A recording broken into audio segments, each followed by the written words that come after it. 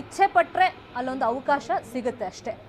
So ಇನ್ನು ಆಗಲೇ ನಾನು ಹೇಳ್ತಾ ಇದ್ನಲ್ಲ, ಇವತ್ತು ವಿಶೇಷ ರೀತಿಯಲ್ಲಿ ನೇಕಾರರು ಹಾಗೆಯೇ ಕಾರ್ಮಿಕರಿಂದ ನರೇಂದ್ರ ಮೋದಿ ಅವರಿಗೆ ಸ್ವಾಗತವನ್ನು ಕೋರಲಾಗುತ್ತೆ. ಆ ವಿಶೇಷ ವ್ಯಕ್ತಿಗಳನ್ನು ಆಯ್ಕೆ ಮಾಡಲಾಗಿದೆ.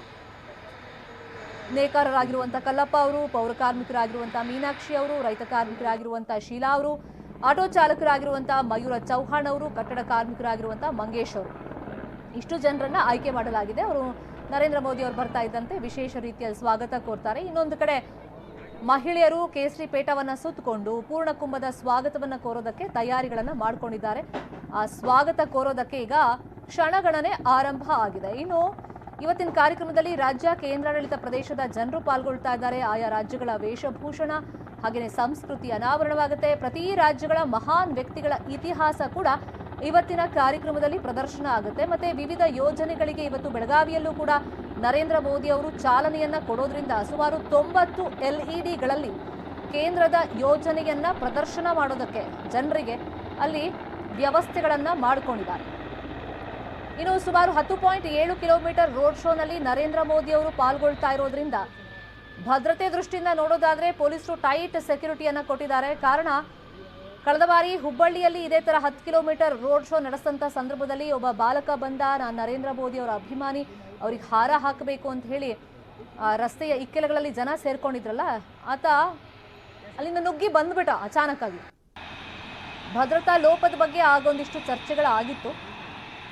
ಈ ಸಲ ಅದಕ್ಕೆ ಅವಕಾಶ ಕೊಡಬಾರ್ದು ಅನ್ನೋ ನಿಟ್ಟಿನಲ್ಲಿ ತಯಾರಿಗಳನ್ನ ಪೊಲೀಸರು ಮಾಡ್ಕೊಂಡಿದ್ದಾರೆ. ಅದಕ್ಕೋಸ್ಕರನೇ ಸುಮಾರು 3,000ಕ್ಕೂ ಅಧಿಕ ಪೊಲೀಸರನ್ನ ಸಿಬ್ಬಂದಿಯನ್ನ ನೇಮಕ ಮಾಡಲಾಗಿದೆ. ಅದರಲ್ಲಿ 6 ಜನ SP ಗಳಿದ್ದಾರೆ, 11 ಅಡಿಷನಲ್ SP ಗಳು, 28 ಜನ DYSPಗಳು, 60 ಇನ್ಸ್ಪೆಕ್ಟರ್ಗಳು, 22 KSRP ಪಡೆಯನ್ನ ಅಲ್ಲಿ ನೇಮಕ ಮಾಡಲಾಗಿದೆ. ಸುಮಾರು 10.7 ಕಿಲೋಮೀಟರ್ ಉದ್ದದ ರೋಡ್ ಶೋನಲ್ಲಿ ಆಲ್ರೆಡಿ ಈಗ ಮೋದಿ ಮೋದಿ ಅಂತ ಬೆಳಗ್ಗೆಯಿಂದಲೂ ಕೂಡ ಬೆಳಗಾವಿ ಭಾಗದಲ್ಲಿ ಜೈಕಾರಗಳು ಮೊಳಗ್ತಲೇ ಇದೆ. ಮೋದಿ ಅವರು ಬರ್ತಾ ಇದ್ದಂತೆ ಅವರಿಗೆ ಮಹಿಳೆಯರು ಪೂರ್ಣ ಕುಂಭದ ಸ್ವಾಗತವನ್ನ ಕೋರೋದಕ್ಕೆ ವಿಶೇಷ ರೀತಿಯಲ್ಲಿ ತಯಾರಿ ಮಾಡಿಕೊಂಡಿದ್ದಾರೆ. ಇನ್ನು ಬೇರೆ ಬೇರೆ ಕಡೆಯಿಂದ ಹೂಗಳನ್ನು ಕೂಡ ತರಿಸಲಾಗಿದೆ. ನರೇಂದ್ರ ಮೋದಿ ಅವರಿಗೆ ಅಲ್ಲಿ ಪುಷ್ಪಾರ್ಚನೆಯನ್ನ, ಅಂದರೆ ಅವ್ರು ಬರ್ತಾ ಇದ್ದಂತೆ ಆ ಹೂವಿನ ಮಳೆಯನ್ನ ಗೈಯೋದಕ್ಕೆ. ಇನ್ನು ಇವತ್ತು 16,000 ಕೋಟಿ ವೆಚ್ಚದ ಕಿಸಾನ್ ಸಮ್ಮಾನ್ ಹಣ ಬಿಡುಗಡೆ, 190 ಕೋಟಿ ವೆಚ್ಚದಲ್ಲಿ ರೈಲ್ವೆ ನಿಲ್ದಾಣ ಉದ್ಘಾಟನೆ, ಅದು ನವೀಕರಣ ಆಗಿರುವಂಥ ರೈಲ್ವೆ ನಿಲ್ದಾಣ ಉದ್ಘಾಟನೆ. ಅದು ದಿವಂಗತ ಸುರೇಶ್ ಅಂಗಡಿ ಅವರ ಕನಸಿನ ಯೋಜನೆಯಾಗಿತ್ತು. ಆ ಕನಸಿನ ಯೋಜನೆಗೆ ಇವತ್ತು ಉದ್ಘಾಟನೆ ಭಾಗ್ಯ ಸಿಗ್ತಾ ಇದೆ. ಇನ್ನು 1,098 ಕೋಟಿ ವೆಚ್ಚದಲ್ಲಿ ಜಲ್ ಜೀವನ್ ಮಿಷನ್ ಲೋಕಾರ್ಪಣೆ ಮಾಡ್ತಾ ಇದ್ದಾರೆ. 1,132 ಕೋಟಿ ವೆಚ್ಚದಲ್ಲಿ ಕುಡಿಯೋ ನೀರಿಗೆ ಆ ಯೋಜನೆಗೆ ಅಡಿಗಲ್ಲನ್ನ ಹಾಕೋದು. ದೃಶ್ಯದಲ್ಲಿ ಗಮನಿಸ್ತಾ ಇದ್ದೀವಿ, ನರೇಂದ್ರ ಮೋದಿ ಅವರು ಕುಂದಾನಗರಿಗೆ ಆಗಮಿಸ್ತಾ ಇದ್ದಂತೆ ಅಲ್ಲಿ ಸಿಎಂ ಬಸವರಾಜ ಬೊಮ್ಮಾಯಿ ಅವರು, ಕೇಂದ್ರ ಸಚಿವರಾಗಿರುವಂಥ ಹಾಗೆಯೇ ಮೋದಿ ಅವರ ಆಪ್ತರಾಗಿರುವಂಥ ಪ್ರಹ್ಲಾದ್ ಜೋಶಿ ಅವರು ಹಾಗೆಯೇ ಅಧಿಕಾರಿಗಳು ಅಲೋಕ್ ಕುಮಾರ್ ಅವರನ್ನು ಕೂಡ ಗಮನಿಸ್ತಾ ಇದ್ದೀವಿ. ಅವರಿಗೆ ಸ್ವಾಗತವನ್ನ ಕೋರಿದ್ದಾರೆ. ಇನ್ನು ಬೆಳಗಾವಿಯಲ್ಲಿ ನಾನಾಗಲೇ ಹೇಳ್ದಂಗೆ ಸುಮಾರು 10.7 ಕಿಲೋಮೀಟರ್ ರೋಡ್ ಶೋನಲ್ಲಿ ನರೇಂದ್ರ ಮೋದಿ ಅವರು ಪಾಲ್ಗೊಳ್ತಾರೆ. ಇನ್ನು ನರೇಂದ್ರ ಮೋದಿ ಅವರು ಸಮಾವೇಶ ನಡೆಸ್ತಾರಲ್ಲ, ಈ ರೋಡ್ ಶೋ ಆದ್ಮೇಲೆ ಮಾಲಿನಿ ಸಿಟಿ ವೇದಿಕೆ ಕಾರ್ಯಕ್ರಮದಲ್ಲಿ ಅಲ್ಲಿ ಸುಮಾರು 2 ಲಕ್ಷ ಆಸನದ ವ್ಯವಸ್ಥೆಯನ್ನ ಮಾಡಲಾಗಿದೆ.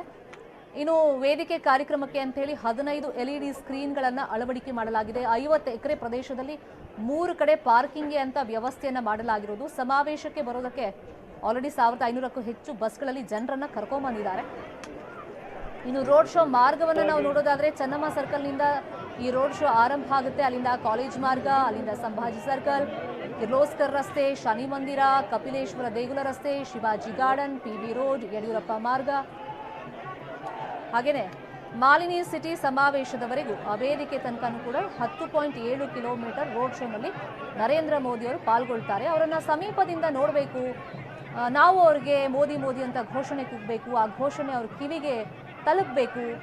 ಜೊತೆಗೆ ನಾವು ಕೈ ಬೀಸಿದಾಗ ಅಟ್ಲೀಸ್ಟ್ ನಮ್ಮ ಕಡೆ ಅವರೊಂದು ದೃಷ್ಟಿಯನ್ನ ಇಟ್ಟರೆ ಸಾಕಪ್ಪ, ನಮ್ಮನ್ನು ನೋಡಿದ್ರೆ ಸಾಕಪ್ಪ ಅಂಥೇಳಿ